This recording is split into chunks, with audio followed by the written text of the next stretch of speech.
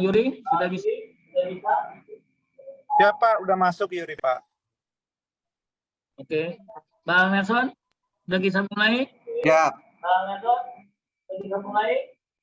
Kita nanti berdiskusi masalah apa nih organisasinya dulu.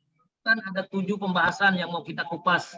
Minimal ya 1 menit atau 1,5 menit lah perbahasan. Pokoknya akuntabilitas kinerja. Yang Kita coba pergi ke tugas kelompok. Dia kan nak membahas benchmarking ya ke instansi lain dalam melakukan manajemen resiko. Kesehatan bisa nggak ke kesehatan tuh Pak Andi tadi? Saya nak kupas yang posyandu tuh lah. boleh. Karena kalau Boleh.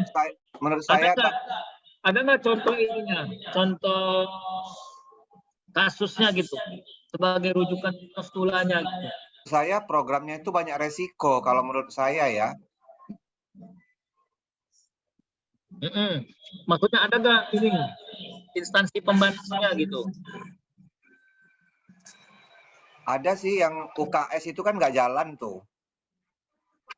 Enggak, maksudnya yang ada nggak di pemerintah lain yang memang posyandunya sudah bagus gitu, sehingga memang kita bantu antara yang ada di kita dengan yang sudah di tempat lain yang bagus gitu. Nanti kita lihat dari sisi materi dan risikonya, atau umpamanya dari hubungan kelembagaannya, pokoknya kita hubungkan dengan 1-2 mata pelatihan yang lain lah yang ada di agenda 3 gitu Bang. Ya, maksud saya gini Pak Dokter, saya ingin mengupas tentang resikonya itu. Kalau saya lihat tadi terlalu luas skopnya itu. Memang sih kita cita-cita benar ya, boleh ini. Cuman itu kalau menurut saya, kalau pandangan saya, nanti kan dari kita tuh ada argumentasi sendiri. Nah, itu kayaknya terlalu ke langit sana lah, ini sampai melibatkan perdagangan apa segala macam kayak gitu.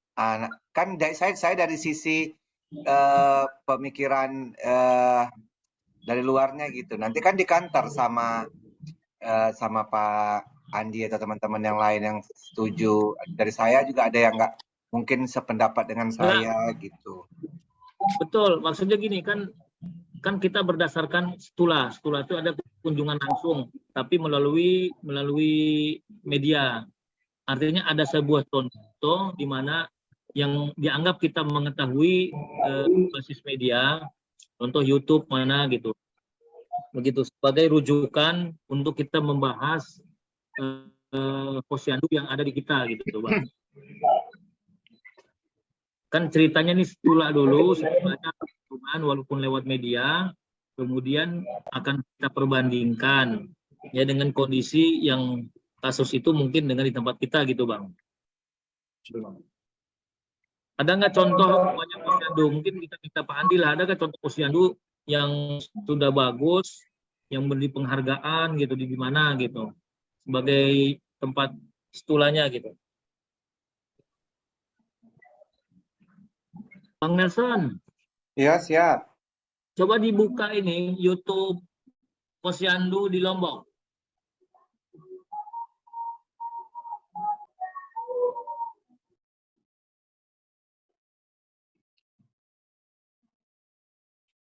Bagaimana kawan-kawan? Sudah bisa on? Ya di screen aja Pak. Itu tentang posyandu di Kecamatan Kediri. Ya, udah saya buka. Om Beeret namanya. Sepintas saya lihat bahwa posyandunya sangat sinergi ya dengan semua elemen masyarakat, apalagi di zaman Covid, sehingga memang mereka sangat tangguh ya dalam bersosialisasi untuk menciptakan kesehatan di kampung, karena memang pelibatan semua pihak.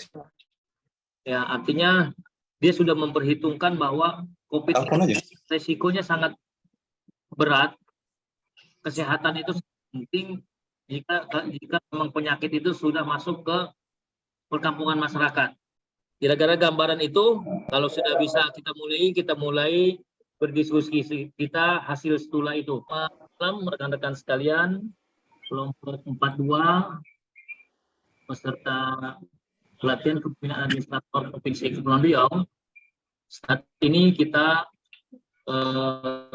akan berdiskusi tentang agenda pembelajaran, agenda 3, manajemen kinerja. Kita akan bahas beberapa mata pelatihan, beberapa dengan agenda 3 seperti pelayanan dan beberapa hal materi yang agenda 3. Bahwa tadi kita sudah melakukan studi lapangan melalui alamat media online tentang bagaimana keberhasilan posyandu di Kecamatan Kediri. Pak Hasim yang sudah memberikan kesempatan kepada saya untuk menyampaikan sedikit profil pengembangan posyandu holistik terintegrasi yang akan kita kembangkan di Provinsi Kepulauan Riau. Jadi meneruskan apa yang disampaikan oleh Pak Hasim tadi bahwa kami mempunyai angan-angan akan mengembangkan konsep posyandu yang mengadopsi dari pengembangan posyandu yang ada di Posyandu Ombererot 2, Kecamatan Kendiri, Kabupaten Lombok Barat, Nusa Tenggara Barat.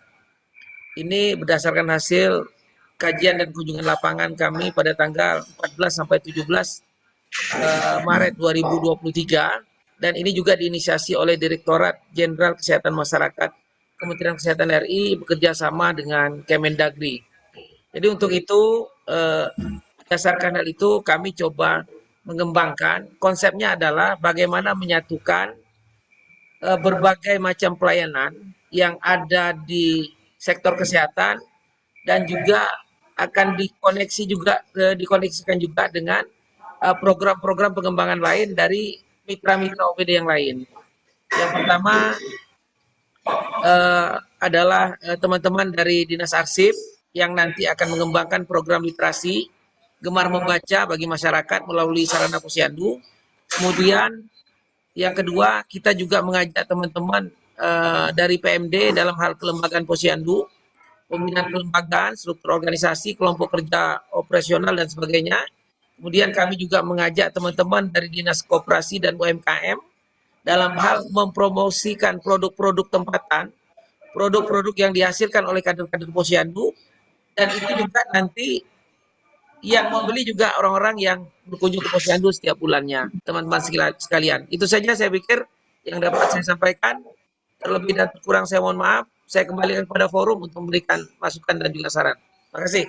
Baik, ini saya ingin menanggapi secara serius ya Pak Andi yang Bapak sampaikan ini. Yang pertama, apakah Bapak sudah mempertimbangkan itu jumlah pustu di setiap kecamatan, kabupaten, kota?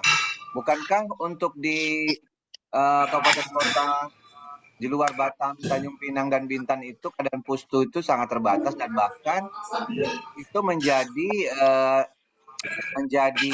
apa namanya itu andalan seperti tingkat puskesmas kalau pustu. Mungkin Tanjung Pinang pustu tak terlalu dipandang karena dekatan dengan puskesmas ya. Itu kebetulan saya dulu kader posyandu ya.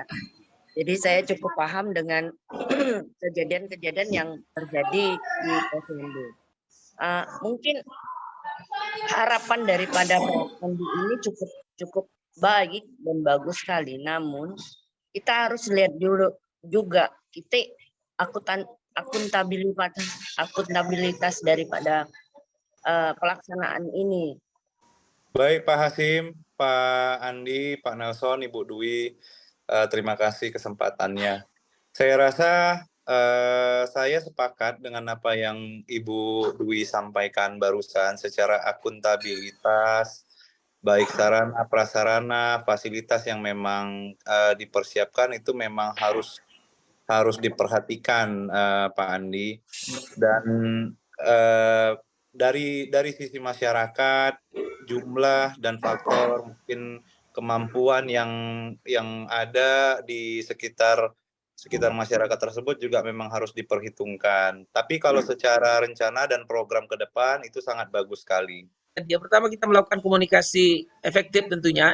Kemudian yang kedua kita melakukan identifikasi sumber konflik. Yang ketiga kita pencarian solusi bersama. Kemudian kalau memang hasil tersebut tetap deadlock, maka kita lakukan proses mediasi, negosiasi, dan mengelola emosi. Karena waktu saya kira sudah cukup malam juga, kita akan akhiri diskusi kita tentang pendalaman atau analisis hasil studi lapangan kita tentang Posyandu. Dan saya ucapkan terima kasih kepada rekan-rekan sekalian yang sudah bersama-sama kita melakukan diskusi dalam rangka melakukan analisis manajemen kinerja ini. Sebagai pembawa acara, saya mohon maaf. Hasyim Asyari, Assalamualaikum warahmatullahi wabarakatuh.